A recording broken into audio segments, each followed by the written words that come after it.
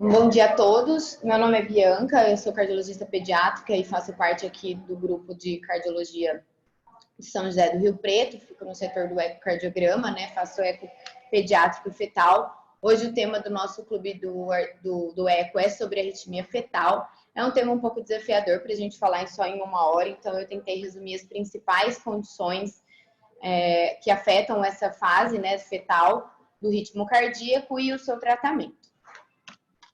Então, o objetivo da nossa aula hoje é saber reconhecer os principais mecanismos de arritmia fetal, saber interpretar essas alterações no ecocardiograma, que é diferente, né, depois no período pós-natal, e reconhecer e saber fazer o tratamento adequado, evitando não postergar o início dessa terapêutica, já que a gente tem bons resultados quando a gente fala em arritmia, diferentes doenças estruturais nesse período fetal. São um pouco mais animador, porque a gente tem condições de tratar e melhorar a condição do feto ainda intraútero. Então, o sistema de condução normal do coração fetal, ele é funcionalmente maduro após a 16ª semana.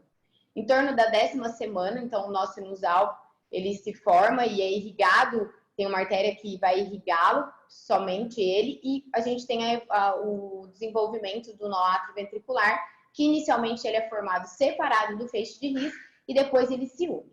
Em alguns estudos, foram observados que a frequência cardíaca fetal ela tem uma evolução no decorrer da gestação. Em torno da 9ª semana, essa frequência está em torno de 180 batimentos por minuto, e conforme ela vai evoluindo, chegando próximo ao termo em torno de 130, com uma variação de mais ou menos 20 batimentos por minuto.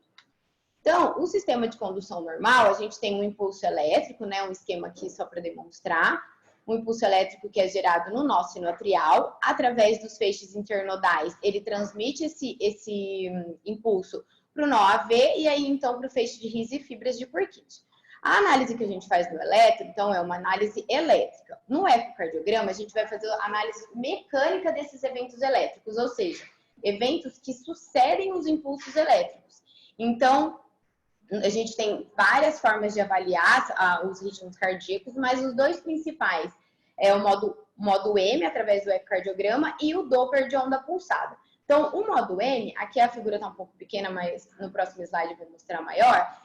A gente adquire a imagem no 4 câmeras e coloca o cursor pegando tanto a parede atrial quanto ventricular para a gente gerar a imagem concomitante do movimento dessas paredes, para a gente ver a relação 1 para 1. Então, átrio-ventrículo, né, contração atrial e contração ventricular, certo? O Doppler, apesar da gente ter as diferenças no atraso da ativação elétrica e mecânica dos átrios e ventrículos, existe uma boa correlação entre as durações atrioventriculares do eco com as durações de PR elétrico, tá? O Doppler é a melhor ferramenta aí para a gente fazer a avaliação dos ritmos cardíacos. E o corte de 4 câmeras é o mais recomendado, com o objetivo aí de adquirir as imagens simultâneas, tanto da movimentação atrial quanto ventricular. Em relação, então, às arritmias, elas vão complicar em cerca de 1 a 2% das gestações. 90% das vezes elas são benignas, 1 a 5% pode ter associação com cardiopatias e tumores.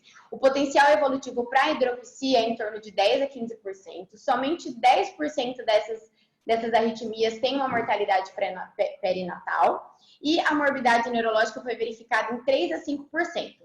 Aqui, principalmente, a leucomalácia periventricular e a hemorragia intracraniana, que foi vistas em vários estudos que fetos que ficam tempos prolongados, muito mais em relação à duração do que o mecanismo em si, tem um maior risco de desenvolver essas sequelas neurológicas. Então, o diagnóstico do mecanismo da arritmia e a frequência cardíaca são fatores determinantes para a gente avaliar tanto o prognóstico quanto a necessidade de uma intervenção.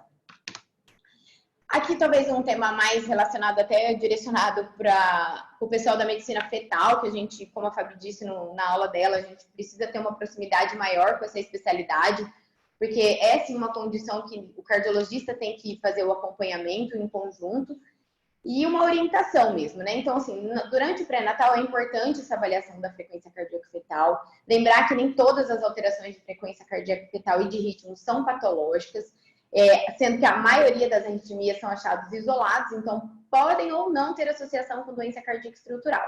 Então, das taquicardias, quando a gente fala em taquicardia, apenas 10% tem associação com doença estrutural, seja ela cardíaca ou funcional. Em relação à bradicardia, a gente já tem 50%, que aqui entra o bloqueio atrioventricular total, relacionado aí com as mães com lúpus com lúpus, né? Então, no UpToDate, eles classificaram quem são as gestações de risco, né? Que devem ter uma avaliação mais próxima. A gente tem que ter um cuidado já desde das primeiras consultas. Então, as mães que têm anticorpos positivos, ou seja, que já sabem que tem o diagnóstico pelo risco de bloqueio atrioventricular, e gestação anterior com bloqueio cardíaco congênito, independente do status imunológico dessa mãe. Quando a gente está diante dessas duas situações, a gente vai avaliar regularmente ela no período do segundo trimestre, que é entre 18 e 26 semanas, que é onde os estudos mostram que é o período onde tem o maior número de bloqueio atrioventriculares, que é quando ocorre realmente a lesão daquele feixe de condução. Então, a gente vai avaliar tanto frequência cardíaca fetal, quanto PR mecânico no Doppler, a cada 2 semanas nesse período de 18 a 26 semanas. O feto que tem uma doença cardíaca congênita com ventrículos em L-loop, como TCGA, o risco de bloqueio ventricular pode ser em qualquer momento da gestação. Então, a orientação as últimas revisões foi que a gente deve fazer uma avaliação da frequência cardíaca fetal semanal. Então, o ritmo cardíaco fetal é um ritmo regular, com uma frequência variando de 100 a 180. Esses números têm uma variação dentro da literatura. No UpToDate, até, inclusive, ele utiliza 110 a 160. Porém, várias bibliografias e livros também colocam e utilizam essa faixa de 100 a 180. A condução atrioventricular ela é 1:1, e quando a gente tem arritmia, quando a gente foge desses padrões da normalidade. Então, eu tenho um ritmo irregular, com uma frequência variando abaixo de 100, que a gente classifica as bradicardias, ou acima de 180, onde a gente encaixa as taquicardias. Essas arritmias, elas podem ser intermitentes ou persistentes. Então, as benignas, a gente enquadra aqui os batimentos atriais prematuros, né, as extrasístoles, e as braditaquicardias transitórias que podem ocorrer no segundo e terceiro trimestre de gestação. E as potencialmente graves, qualquer uma delas que persiste por mais de 50%. Então, se eu tenho uma duração de 50% num determinado ritmo, o risco de mortalidade, de hidropsia, né, de insuficiência cardíaca é muito maior. Por isso, elas são as potencialmente graves, em relação à duração, à persistência delas, né, durante o monitoramento. Então, as arritmias fetais, elas são divididas em ritmos irregulares, ritmos lentos e ritmos rápidos. Então, dos ritmos irregulares, a gente tem a representação mais frequente, né, a arritmia mais frequente, a extrasístole atrial. E dos ritmos lentos, demonstrada pelo bloqueio atrioventricular, principalmente bloqueio atrioventricular total, correspondendo a 50%, e do ritmo rápido, as taques supraventriculares, representada pelo mecanismo de reentrada mais comum.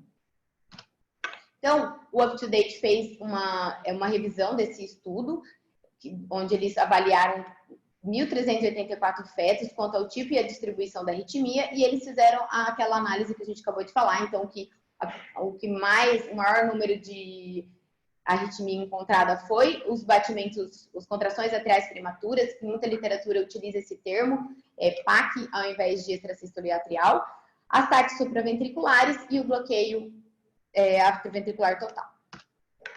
Quanto aos métodos diagnósticos, então, como eu falei, a gente tem várias formas de avaliar esse ritmo cardíaco, porém, vários também com limitações, então, vantagens e desvantagens.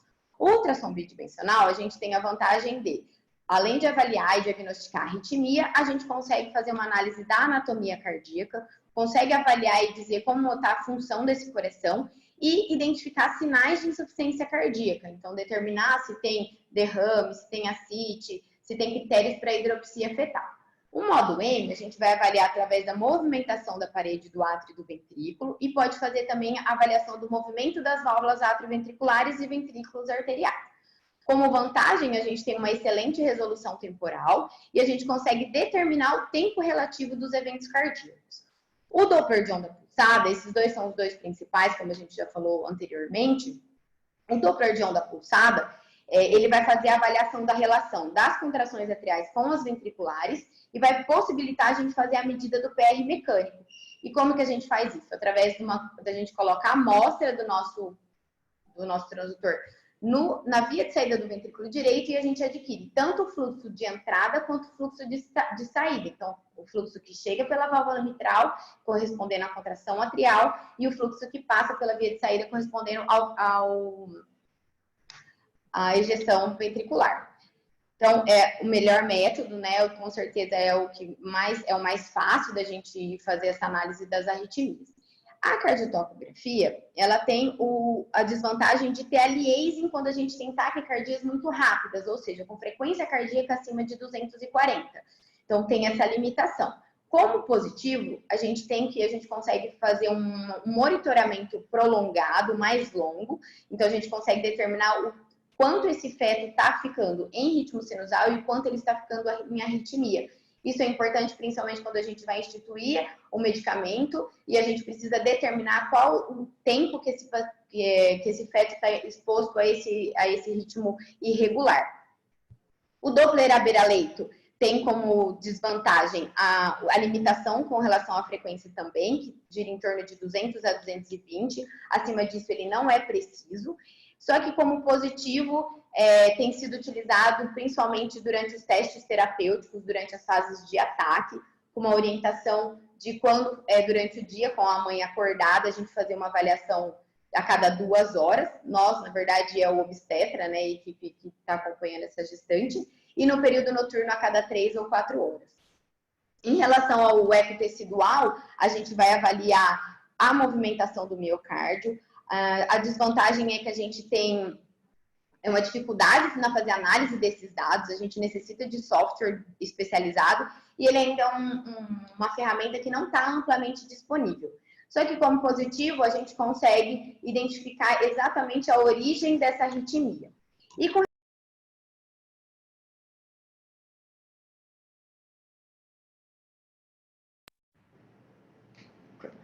Em relação ao ponto negativo, a análise é feita através da transferência, então, de sinais elétricos para magnético. Como ponto negativo, a gente tem o fato de o equipamento não estar disponível, amplamente disponível, necessidade de uma técnica qualificada e necessidade de blindagem desse ambiente, como na ressonância. Só que de positivo, e é utilizado em vários, é muito mais utilizado para estudos, inclusive eu citei um durante a aula, onde eles avaliaram o ritmo, as taxas supraventriculares, e eles conseguiram determinar exatamente aonde inicia o deslocamento dessa arritmia. Então, a gente consegue observar de forma mais direta o mecanismo dessa arritmia. Então, os métodos diagnósticos disponíveis todos são esses, mas a gente vai focar nesses dois, que são o modo M e o Doppler de onda pulsada. Então, só para exemplificar, o modo M, então, aqui a gente adquiriu uma imagem no 4 câmeras, a gente passa entre o átrio e o ventrículo e a gente adquire a movimentação dessas paredes. Então, a gente vê o átrio com uma ondinha mais fina e o ventrículo um pouquinho mais grosseira e a condução átrio-ventricular 1:1 regular, certo? E o Doppler de onda pulsada, a amostra posicionada na via de saída do ventrículo direito, a gente consegue ver, então, o fluxo de entrada e o fluxo de saída. A onda A, que a gente vai medir do início ao fim dela, vai corresponder ao nosso PR mecânico, que corresponde à nossa contração atrial. E também pode ser avaliado pelo Doppler de onda pulsada no corte dos 3 VTs, que a gente adquire, então, o fluxo tanto da veia cava superior quanto da aorta concomitante, aumentando a nossa amostra. Então, eu vejo o fluxo da aorta e eu vejo o fluxo da veia cava superior. Lembrando que na veia cava superior a gente tem as 2 ondas, então sístole e diástole, e quando eu tenho a onda retrógrada, que vai corresponder à minha contração atrial. Então, vamos começar a falar agora dos ritmos irregulares. Né? A gente vai falar primeiro dos ritmos irregulares, depois das taquicardias e, por último, sobre as bradicardias. Os ritmos irregulares, então, representados aí, são a maioria pelas extrasístoles, que corresponde a um batimento cardíaco extra, que ocorre precoce em relação a um próximo batimento. Ele é frequente no 3º trimestre, representa 3 a 5% das arritmias, e a maioria deles evolui para ritmo sinusal, sendo que 2 a 4% a literatura mostra que pode evoluir para formas graves, Por isso que quando elas são muito frequentes e com origem atrial, a gente tem que ficar atento se a persistência dessa arritmia pelo risco de desenvolver taxífras ventriculares mais graves. A forma atrial a gente classifica em atrial ou ventricular, né, onde elas podem iniciar. A atrial é muito mais comum e a gente sempre vai ter uma pausa após essas extrasistólicas após esse evento. Então, eu tive a extrasístole, eu tenho a pausa após a extrasistólica. E a gente vai classificar se essa pausa ela é compensatória ou não compensatória. Além dessa classificação, a gente vai avaliar o modo de condução dessa extrasístole, ou seja, se ela é conduzida por ventrículo ou ela não é conduzida, e a frequência com que ela ocorre, se ela é isolada ou se ela é frequente. Então, só para demonstrar como a gente vai ver a extrasístole no módulo M, a gente vê os ritmos atriais, né, a movimentação da parede do átrio regular e um batimento de escape. Batimento regular e um batimento de escape. A gente pode fazer a mesma análise pelo fluxo do cordão umbilical, que às vezes fica até um pouco mais fácil de visibilizar. E aí aqui a gente consegue ver, então, mesma coisa, o ritmo regular, e aí a gente vê a extrasístole, certo? Identifiquei a extrasístole. Agora eu vou ver se ela é compensatória ou não compensatória. Como que eu vou avaliar isso? A não compensatória, os dois batimentos que incluem a pausa, ela vai ser menor do que a medida de 2 ciclos cardíacos. E a compensatória vai ser o contrário. A pausa vai estar dentro a pausa vai ser longa e vai ser maior do que 2 ciclos cardíacos. Então, é importante a gente medir essa pausa para confirmar da onde está originando essa extrasístole. Porque a gente só olhar, que nem a gente olhou no slide anterior, eu não vou conseguir dizer, ela é atrial ou ela é ventricular. Por quê? Pode ser que tenha uma extrasístole ventricular com uma condução retrógrada para o átrio. Então, a gente sempre tem que realizar essa medida. E como que a gente vai fazer isso? Então, nas extrasístoles não compensatórias, vou analisar 2 batimentos, incluindo a minha pausa, e 2 batimentos normais. E aí eu vou verificar aqui, o intervalo que inclui a pausa, ele é menor do que o intervalo sem a pausa, os 2 ciclos normais, certo? Então, aqui no módulo M e aqui no fluxo do cordão umbilical. Mesma coisa, né? É a mesma paciente, o mesmo caso. Então, 860 milissegundos, 2 ciclos cardíacos, 820, ela é não compensatória. Compensatória, então, quando o ciclo que envolve a pausa tem um tempo maior do que o tempo de 2 ciclos cardíacos, tá? Então, mesma coisa, módulo M e Doppler da artéria umbilical. Opa, desculpa.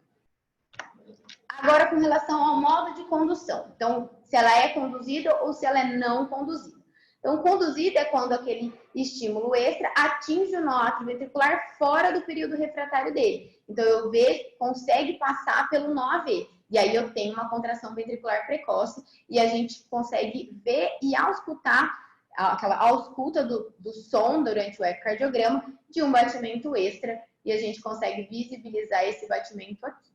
Quando ela é não conduzida, ela vai atingir o nó atrioventricular dentro do período refratário, então é quando o coração está completamente protegido e ele não pode continuar sendo estimulado, então é uma forma de proteção que a gente tem no período refratário absoluto e relativo, então nesse momento é o período refratário absoluto, e aí ele não passa para o ventrículo, então a gente vai observar o quê? Uma pausa longa e silenciosa e a gente não vai ver o batimento também, tá? Então, é super importante a gente entender essas duas coisas. Se ela é conduzida e não conduzida, e se essa pausa ela é compensatória e não compensatória. Definido isso, a gente vai avaliar, então, a frequência dessas extrasístoles. Então, se elas são isoladas, se elas são raras, esporádicas, né, uma classificação só.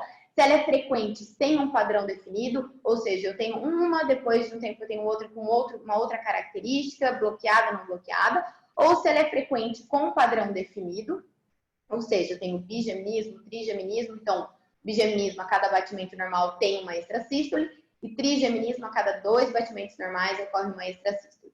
E tem também o ritmo caótico, que são várias extrasístoles intercalando com outros ritmos, como bitrigeminismos, rapidamente em salva. E quando a gente tem esse ritmo caótico, ou seja, aquele ritmo muito desorganizado com origem atrial, esse sim tem um risco muito mais aumentado de evoluir com taque supraventricular. Certo? Então, o bigeminismo, como a gente vai avaliar no ecocardiograma? A gente vai ver os batimentos atriais aos pares. Então, eu vou ver uma onda atrial normal e uma extrasístole. Onda atrial normal e uma extrasístole. Isso é importante porque a gente vai precisar diferenciar o bigeminismo, né, dos bloqueios atrioventriculares. Então, para a gente estabelecer o diagnóstico dessas condições de extrasístoles, é sempre importante a gente estabelecer o ritmo e o padrão de frequência, definir se essa extrasístole é atrial ou não, e se ela conduz ou não para o ventrículo, tá? Fazer a análise da atividade mecânica, então realizar a medida do PR mecânico e sempre afastar a associação com cardiopatias congênitas. Então, resumindo, qual a conduta que a gente vai ter frente às extrasístoles atriais, já que é a arritmia mais frequente e que é motivo de muitos encaminhamentos para o ecocardiograma fetal, às vezes até sem indicação, porque, na verdade, isso pode ser um acompanhamento pela obstetrícia, mas a gente faz, confirma e a orientação tem que partir de nós, né? Então, se eu tenho extrasístoles atriais, que são esporádicas e raras, ou elas são até frequentes, mas são esparsas, eu vou fazer, a GO pode fazer um acompanhamento da ausculta desse bebê, periodicamente, e orientar a mãe a evitar estimulantes, que são fatores que podem desencadear esses ritmos extras, tá? Então, eles fazem essa avaliação. Essa avaliação, eles têm que manter essa avaliação semanalmente, ou a cada 2 semanas, eles vão avaliar. No momento em que desaparecer essa ausculta alterada, esse ritmo irregular, eles podem voltar para a rotina normal de pré-natal. Não tem necessidade de continuar até o final da gestação. No momento que eles não adquirirem mais nenhum ritmo irregular, eles podem voltar para a rotina. Agora, se eu tenho essa extrasístole frequente, com mudança contínua para biotrigeminismo, essa paciente tem que ser avaliada semanalmente pelo risco de evolução para formas graves de traqueoparoxística supraventricular. Certo? Bom, de ritmos irregulares foi isso. Alguém tem alguma dúvida? Quer perguntar alguma coisa? Então, vamos falar agora das taquicardias. Então, as taquicardias, a gente tem ataque sinusal, que é definida pela frequência cardíaca com uma variação de 180 a 200 batimentos por minuto. Pode ter etiologias tanto maternas quanto fetais. Então, hipóxia fetal, tireotoxicose fetal, ansiedade materna, quadros infecciosos maternos, então, que apresentam febre, infecções por citomegalo, injeção materna de beta-estimulantes e também o uso de hormônios tireoidianos, que na gestação, às vezes, precisa de doses mais elevadas para ter um bom controle. Então, o diagnóstico diferencial do ataque supraventricular, que a gente vai ver diferente, porque ambos têm condução atrioventricular 1:1, é com relação à faixa de frequência cardíaca, que na ataque supra a gente vai ver que é acima de 200 batimentos por minuto, e no ataque sinusal esse intervalo fica entre 180, no máximo 200 batimentos por minuto. A conduta frente a ataque cardíaco sinusal é sempre afastar o agente causal que está levando a isso, certo? Então, ataque supraventricular é quando a gente tem essa frequência acima de 200. A literatura mostra frequências até 260 e é muito raro ter frequências acima de 300. A condução atrioventricular, ela é 1:1. Os intervalos são regulares, então muito semelhante ao ataque sinusal. Elas ocorrem de forma intermitente na maioria das vezes e podem ser por 2 mecanismos, por reentrada ou por foco automático. Só que a mais comum, 90% delas, é representada pela forma de reentrada. Características que podem orientar, né, e a gente chamar a atenção, é que na forma de reentrada, ela tem um início e término abrupto, ou seja, eu estou aqui em ritmo sinusal, de repente eu faço uma taquicardia, né, e inicia e termina abruptamente. Pelo mecanismo automático, não. A gente vai ver mais para frente que ela vai esquentando, entra na arritmia, na taquicardia, e depois ela vai desacelerando. Então, essa é uma diferença. Então, quando a gente está diante de taquicardias supraventriculares persistentes, sustentadas, a gente tem que ficar muito atento para os sinais de insuficiência cardíaca que esse feto pode desenvolver. E é aí que aumenta o risco da mortalidade desses fetos. Né? Então, sempre investigar insuficiência tricúspide, presença de derrames pleurais, pericárdicos e presença de ascite. Então, a ataque supraventricular, a gente vai classificar ainda, né, com relação a ela ser sustentada ou não sustentada, certo? Então, na não sustentada, a gente vai ter predomínio do ritmo sinusal, com frequente a gente vê um batimento, uma extrasístole prévia ao início dessa taquicardia, então a gente pode ver um batimento extra e aí depois entrar na taquicardia, certo? E a gente vai ver essa oscilação de ritmo sinusal e de taquicardia durante a monitorização. Já na sustentada, a gente só vai ver a taquicardia, a gente não vai ter períodos de ritmo sinusal. E aí que são a causa das insuficiências cardíacas, hidropsias e morte. Certo?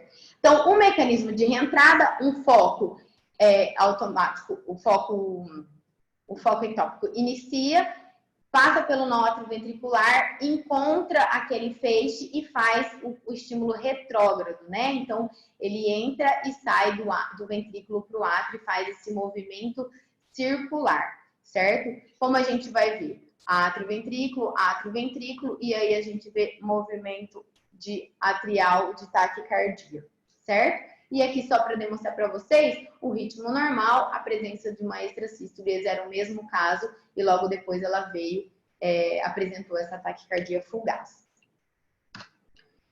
O ritmo ectópico, então, um foco ectópico dentro do átrio assume a função de marca-passo e emite uma frequência muito maior do que a frequência normal do coração e atinge o nó atrioventricular. Então, a gente vê a diferença. Aqui eu tenho 115 batimentos por minuto, vai acelerando, então, de forma gradual, entra na taquicardia, que a gente vê aqui 205 batimentos por minuto, e depois desacelera e volta para o ritmo anterior. Das taques supras foi isso, e agora ataque ventricular. Então, a taquicardia ventricular ela é rara, tem associações com bloqueio atrioventriculares, miocardite aguda, tumores e canalopatias hereditárias. Para a gente realizar o diagnóstico, a gente tem que observar 3 ou mais extrasístoles consecutivas, seja ela intermitente ou sustentada. Então, aqui a gente está vendo um ataque ventricular não sustentada, que alterna com períodos de ritmo normal, de ritmo sinusal, certo? Ataque ventricular com condução retrógrada, a gente não consegue fazer diagnóstico diferencial do ataque supraventricular no ecocardiograma, porque a característica que a gente analisa no modo M ou no Doppler é muito semelhante, certo? Para o tratamento, as opções são propranolol, amiodarona, flecainide e sotalol.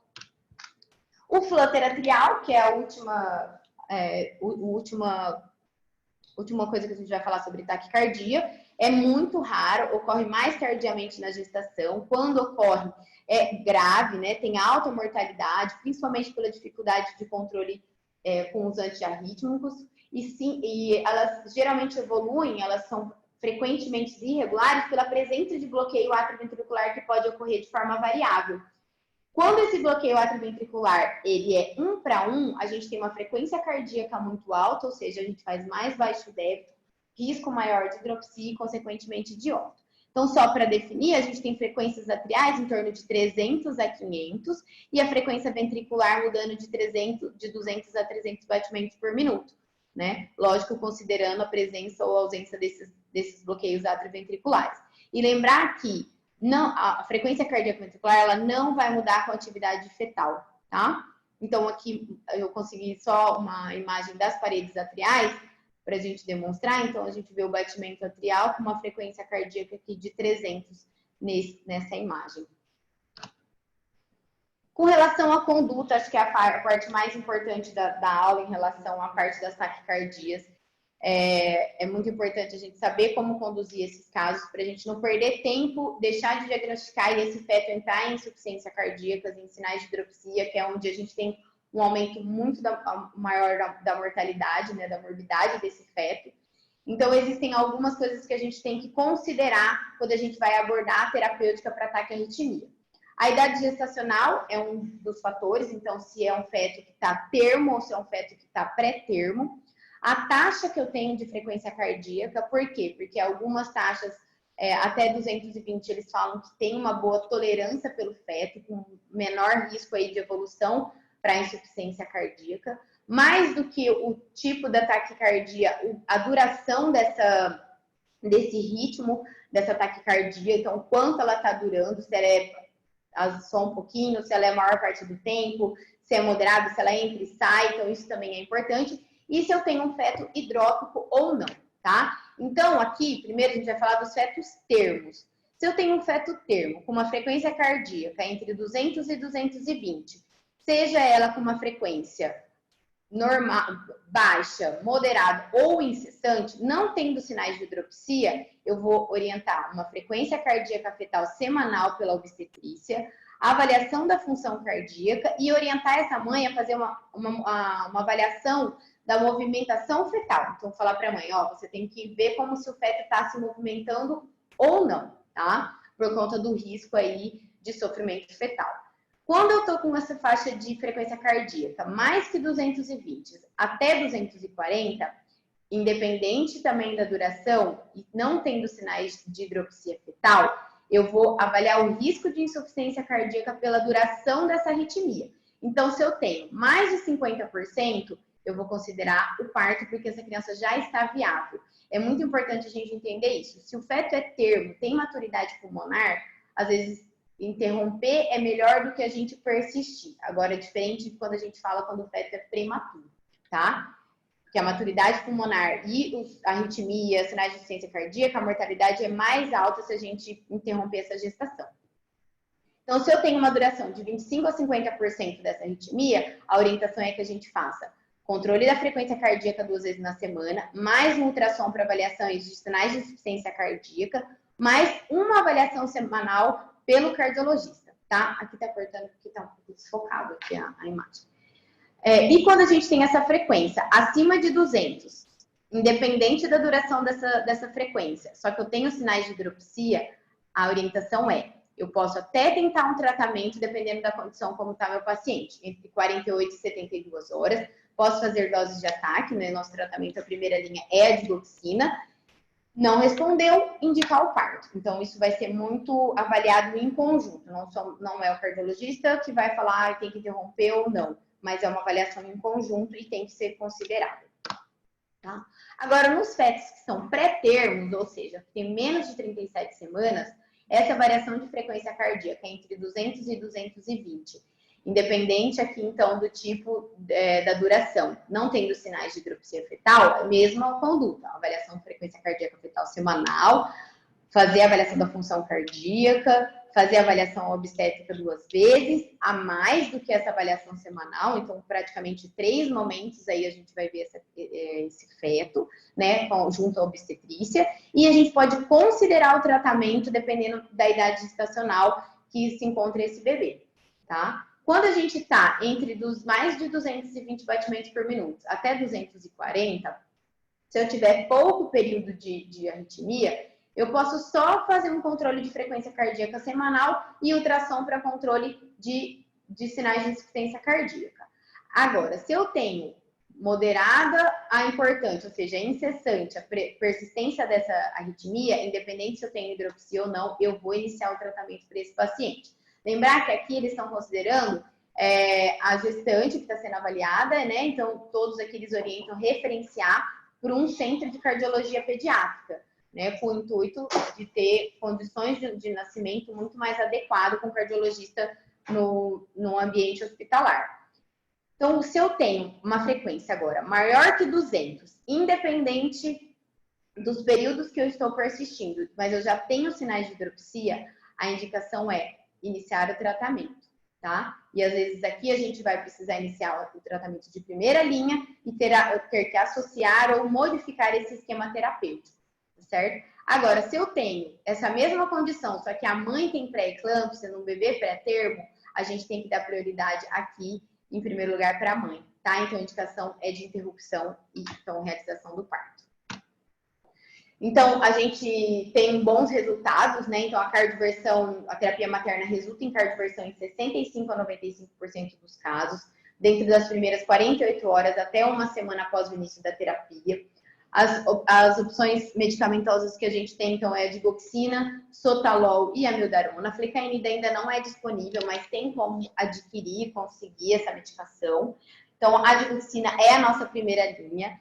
A orientação é sobre a dose de ataque, sempre em esquema hospitalar, então internar essa paciente, monitorizar ritmo cardíaco, medir nível de eletrólitos. Após o início, então, desse esquema de 6, 5, 4 em 3 dias, né? Então, dose de 1,5 miligrama no primeiro dia, 6,25 miligramas e depois 1 miligrama, a gente fazer a dosagem sérica, visando um alvo terapêutico de 1,5 a 2,5. Isso também tem alterações na literatura que falam entre 1 e 2. Em fetos hidrópicos, que a gente sabe que a absorção é pior, né? Não tem a mesma absorção do feto que não é hidrópico, eles toleram até 3 nanogramas por ml, essa concentração, inclusive toleram alterações do eletro e sintomas maternos, para fazer pelo risco, né? Tem um risco de intoxicação digitálica, mas eles toleram nesses fetos hidrópicos, visando o controle dessa arritmia. E a dose de manutenção é de 0,5 miligrama dia, ou seja, 2 comprimidos de 0,25 miligramas por dia. Quando tem o controle, a gente, tendo o controle da frequência cardíaca, pode ser reajustada essa dose, visando a dose mínima de controle e manter essa dose depois até o final da gestação, certo?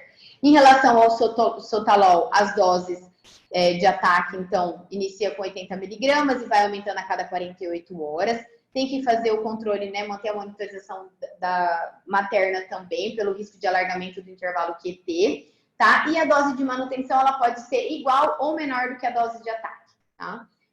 Não tem uma faixa de concentração terapêutica.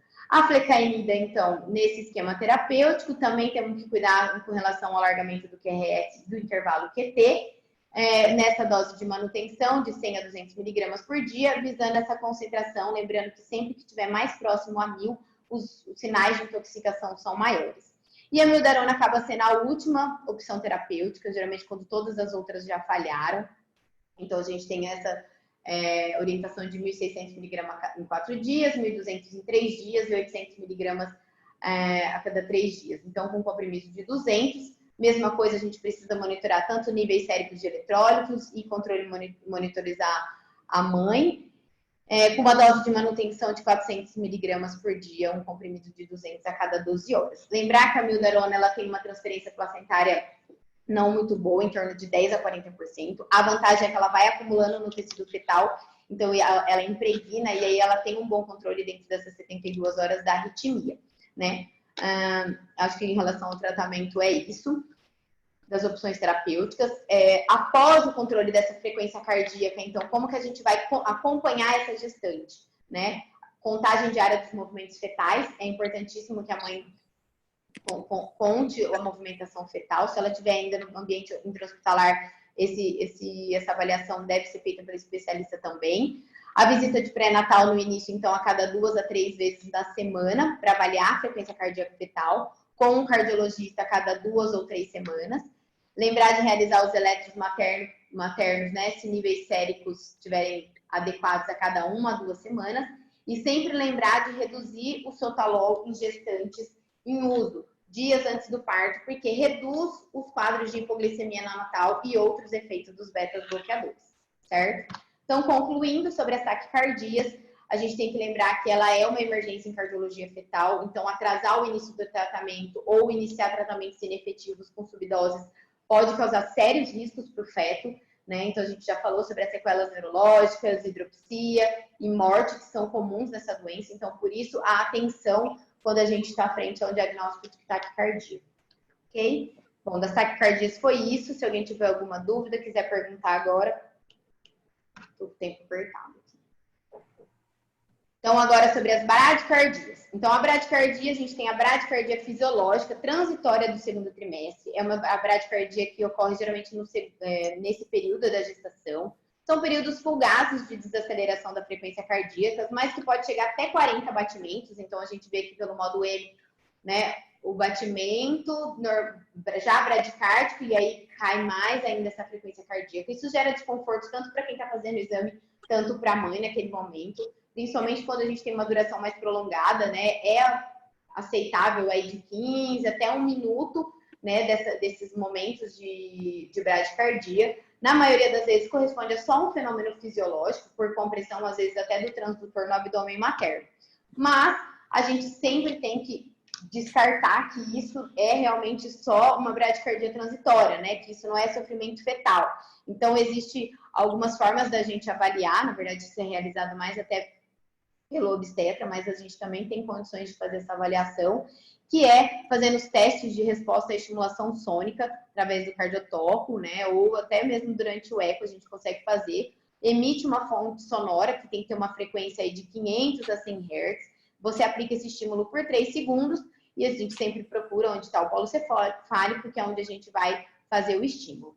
Então, a gente interpreta ele como reativo, hiporreativo ou não reativo. Reativo é quando a gente tem um aumento dessa frequência pelo menos de 20 batimentos por 3 minutos. Hiporreativo, quando eu tenho uma alteração da frequência, mas ela não chega a 20 e dura menos de 3 minutos. E não reativa é quando o bebê não tem resposta alguma a esse estímulo, tá? Então, as possíveis etiologias, né, além de ser da grade fisiológica, a gente tem o sofrimento fetal, às vezes só o sono fisiológico, que daí a gente vai ter um bebê que vai reagir, e o uso de drogas e sedativos aí que os bebês podem estar hiporreativos. Então, a conduta frente à bradicardia fisiológica é a gente tentar fazer tanto o perfil biofísico fetal e os testes de estimulação sônica, certo?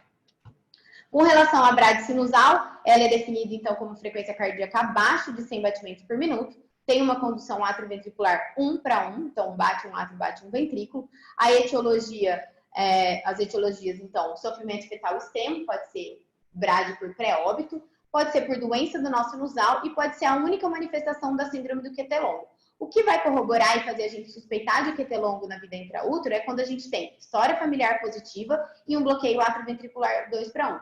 A gente pode confirmar depois do nascimento. Então, agora, em relação ao bigeminismo atrial bloqueado. Então, a gente tem um batimento normal, uma extrasístole não conduzida, causando, então, gerando uma bradicardia ventricular. Então, eu vou ter uma frequência cardíaca ventricular em torno de 70 a 100. Então, como que a gente vai ver esse bigeminismo atrial? A gente vai ver o fluxo aqui, pelo menos, na artéria umbilical, com atividades em pares, como a gente já tinha falado, né? Então, eu vejo 2 batimentos atriais, certo? Bloqueado, porque um conduz, o outro não conduz. Um conduz, o outro não conduz, certo? E aqui a gente avaliando pelo fluxo na via de saída, que a gente vê, então, o bigeminismo atrial bloqueado.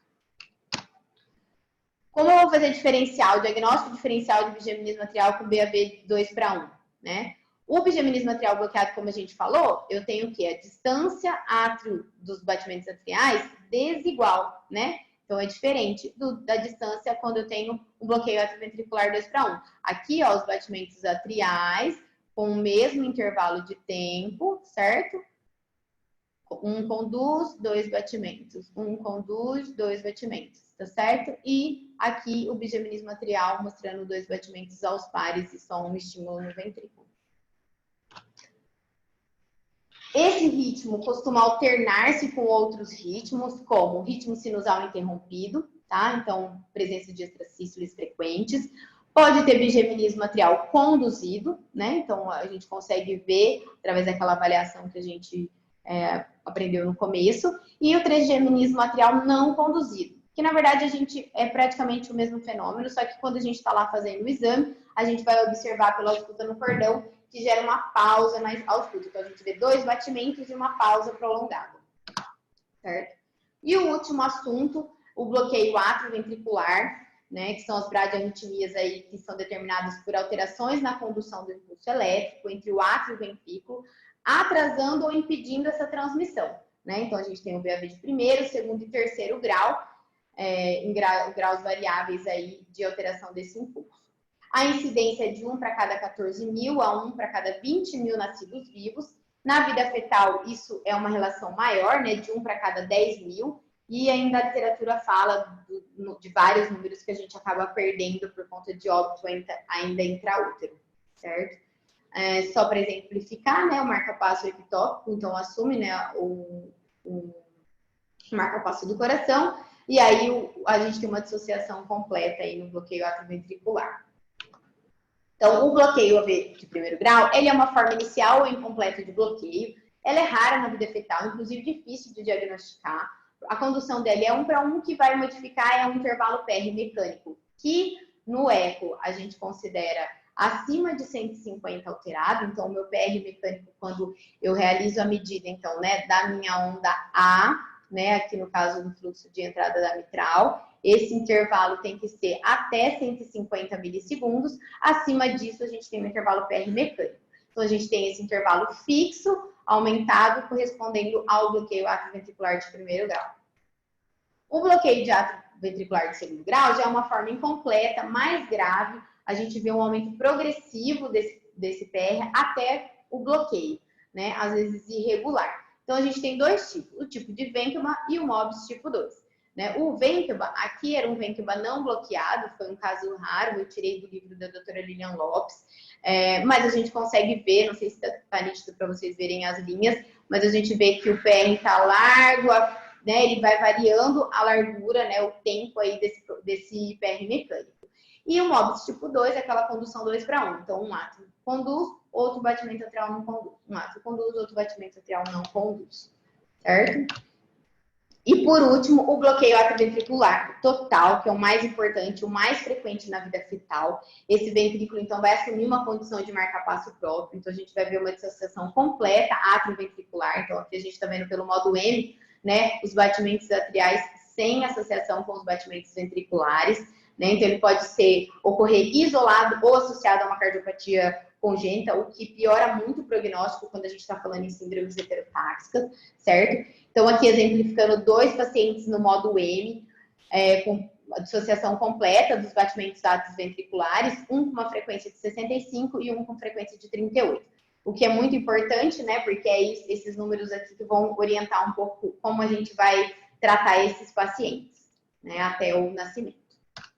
Então, lembrar que na triagem das mães que tem anticorpos, né, para lúpus, anti-RO e anti-LA positivos, sem bloqueio ainda instalado, a gente tem que monitorizar esse PR mecânico semanalmente, entre 18 e 26 semanas, a gente já falou disso, né? Quando eu estou mantendo um PR mecânico estável, cheguei na 20ª semana, não teve piora, eu posso monitorizar essa paciente a cada 4 semanas até o nascimento.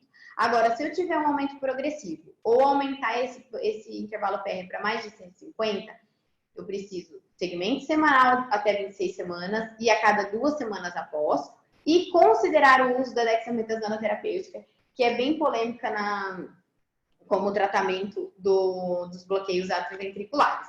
Né? Então, o corticoide, ali fala, esse fluxograma é da diretriz brasileira de cardiologia fetal, eles consideram sim o uso da dexametasona terapêutica. Todos esses estudos, o primeiro foi esse de Jaeg, que foi um estudo isolado e ele afirma efeitos benéficos com o aumento da frequência cardíaca, mas depois desse estudo gerou uma grande polêmica na cardiologia fetal e aí foram levantados esses 2 estudos retrospectivos que não observaram benefício, porém esse último de Donofrio em 2014, ele afirma que os corticoides em fetos sem sinais de insuficiência cardíaca ainda não tem nada muito estabelecido, mas então que ele pode ser considerado no tratamento e essa literatura é utilizada na diretriz brasileira de cardiologia fetal, certo? Uma segunda opção é os simpático-miméticos, né? Então, salbutamol e terbutalina, visando um aumento da frequência cardíaca. Esse aumento da frequência cardíaca, então, pode ser de 8 a 20 batimentos por minuto, mas também pode ser que tenha um feto que não tenha resposta alguma, tá? O intuito é melhorar o débito cardíaco e a contração ventricular, por quê? Foi visto que, mesmo pequenos aumentos na frequência cardíaca, no feto que não está hidrópico, a gente consegue controlar que ele não evolua. E naquele que já tem sinais de insuficiência cardíaca, aqueles sinais podem reduzir, tá? Então, a gente sempre vai indicar quando a gente tiver uma queda progressiva dessa frequência, aproximando de 50 e ainda o feto imaturo, certo? Então, aqui o resumo da diretriz brasileira de cardiologia fetal, resumindo as condutas em cada situação, né? Então, na bradicardia sinusal, a gente sempre descartar a presença de sofrimento fetal como a causa dessa bradicardia, né? O bigeminismo atrial bloqueado, a gente vai orientar só uma observação e orientar a mãe a reduzir os estimulantes maternos. E o bloqueio atrioventricular na diretriz orienta, então, o uso do corticoide, né? Principalmente aí nos pacientes que têm BAV de segundo grau ou de primeiro grau, com sinais já de inflamação cardíaca, tá? Então, se eu encontro fibrelastose, disfunção valvar ou miocárdica associada, eu tenho indicação de iniciar a dexametasona nesses casos, né? Que não são bloqueios atrioventriculares totais. Visando o controle da agressão dos anticorpos no sistema de condução, tá? Esse processo inflamatório que os anticorpos gera, o corticoide visa a minimizar esse efeito inflamatório, tá? Os simpático-miméticos, para aqueles pacientes com frequência cardíaca menos de 50 batimentos por minuto, ou em frequências maiores, quando estiver associado com sinais de hidropsia fetal, tá?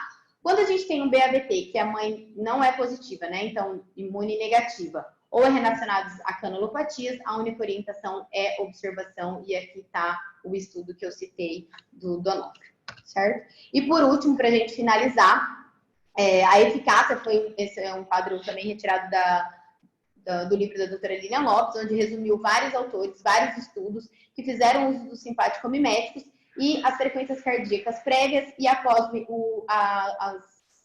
o uso dessas medicações. A maioria desses, né, Lopes, Groves e Koppel, viram que aumentou a frequência cardíaca dos fetos e a maioria teve um bom desfecho e evolução no período pós-natal. Então, de mensagem para casa, a gente precisa lembrar que quando a gente estuda arritmia é sempre importante distinguir de sofrimento fetal, né, afastar a associação com cardiopatias, que fica um caso mais grave, um prognóstico mais reservado. Sempre pesquisar sinais de insuficiência cardíaca diante de uma arritmia, então insuficiência tricúspide, derrames, ascite, hidropsia. Detectar as emergências e referenciá-las para os serviços de referência que tem cardiologia fetal, né, pelo bom prognóstico quando a gente inicia o tratamento adequado. E lembrar sempre da associação de bloqueio atrioventricular fetal com doenças maternas do tecido conectivo. Obrigada.